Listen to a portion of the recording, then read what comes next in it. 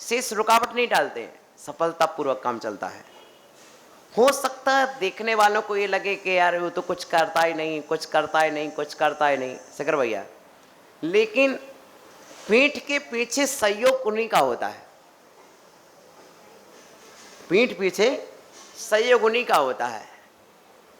हमने प्राय देखा, यदि हमारे धूप छांव मित्र 3 जन हो और यदि तुम यहाँ 3 में से 2 यहाँ बैठे हो, तो मैं जानता हूं कि आपके यहाँ बैठने में पीछे किसी का सपोर्ट है जो आपको यहाँ बैठाई है।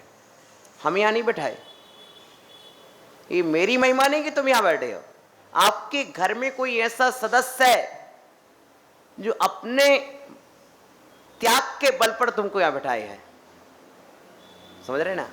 तो प्रिय बंधुओं, संबर तत्व ये कह रहा है कि तुम कुछ बलिदान दो, मिथ्यात्व का बलिदान दे दो, कसायों का बलिदान दे दो, प्रमाद का बलिदान दे दो, योगों की चंचलताओं का बलिदान दे दो। नहीं दे सको तो अशुभ योग का बलिदान दे दो, बुराइयों का बलिदान दे दो, हो जाएगा संबर, हो जाएगी साधना, हो जाएगा मोक्ष। कितना दूर है प्रिय बंधुओं। प्रतिमा बनाने के लिए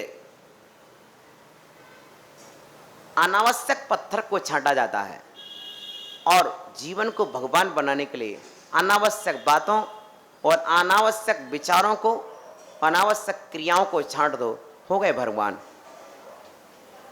बोलो,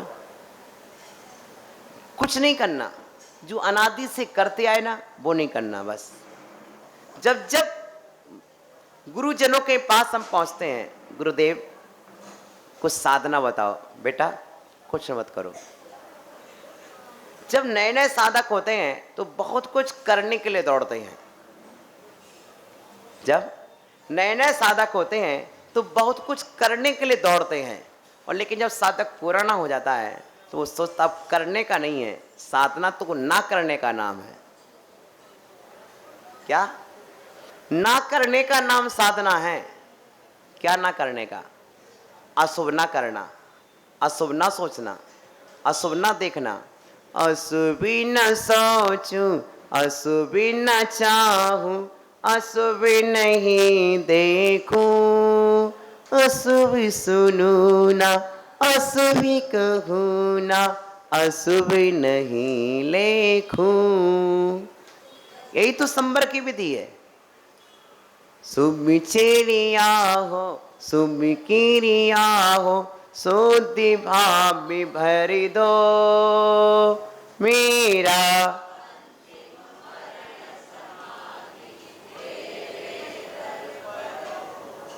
प्रिय बंधुओं, शुभ चेष्टाएं अशुभ चेष्टाओं से दूर हटा देती हैं। मन में शुभता आ जाए तो अशुभ मन दूर हो जाता है। और मेरे पास कल शिवाजी नगर मित्र मंडल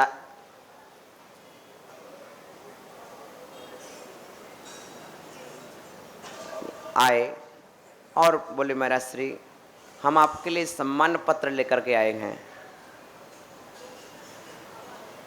जय हिंद चैनल वाले। मैंने कहा मैंने ऐसा क्या किया जो आप हमारे लिए ये सम्मान पत्र बना करके लाए हो? मैंने कहा, तो बोले महाराज श्री, आपने जो पर्यावरण पर कविता दी है, जिस पर्यावरण के लिए हम लोग एक एक दो वाक्य सोचते और छांटते थे, आपने इतनी महान कविता पर्यावरण के लिए दी है। और ये संदेश हम पूरी समाज को दे रहे हैं, लाखों लोगों तक हमने इस संदेश को पहुंचाया है। और यदि आप विचार न देते तो हम आपके विचारों का प्रचार कैसे कर पाते? आप विचार दो, हम प्रचार करेंगे।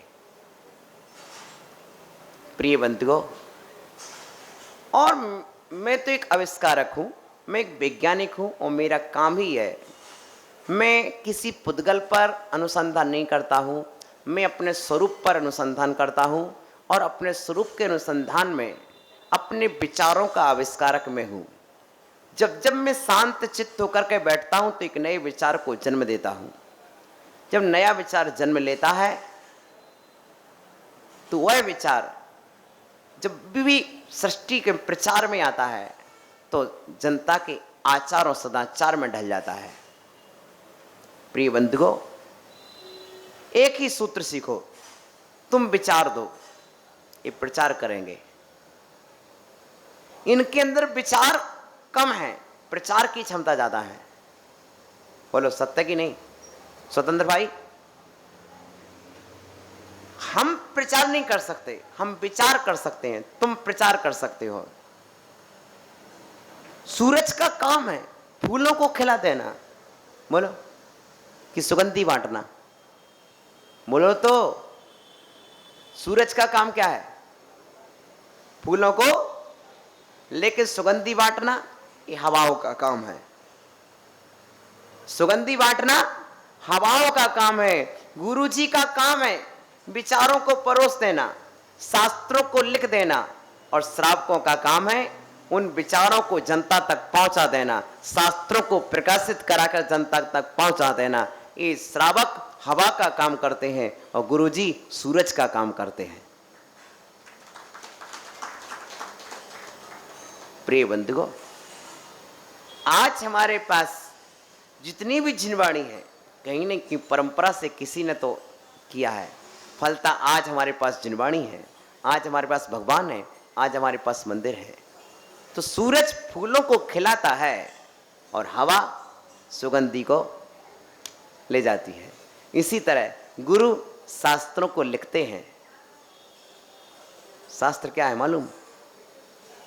शास्त्र क्या है मालूम? कल मेरे पास रात्रि का समय था, यहाँ से 4-5 लोग गए मैयावृत्ति करने के लिए, और चेयर पर फाइल का बैग रखा था। फाइल निकालते गए, 1 file, 2 file, 3 file, 4 file, 5 file, 7 file, 11 file, 12 file, और सब में देखा तो निकालते निकालते महाराज श्री ये कैसा रखा? मैंने कहा इसको सबको फेयर करना है कुछ। तो बोले महाराज श्री इतना आप लिखते रहते हैं। मैंने कहा मैं तो इतना ही लिखता हूँ, मेरे बड़े भैया तो हमारे पास जितने किलो होगा उनके पास उतना कुंटल होगा।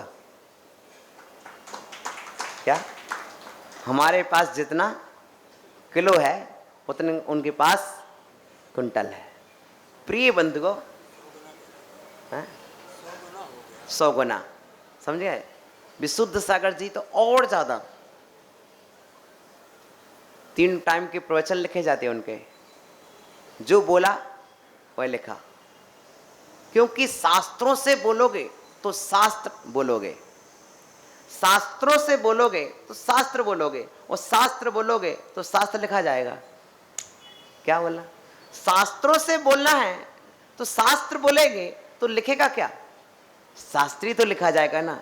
इसलिए जब भी बोलना शास्त्र से बोलना, और शास्त्र के विचारों के अनुरूप युक्ति लगाना। आगमानुसारो जुक्ति, आगम के अनुसार ही युक्ति की खोज की जाती है।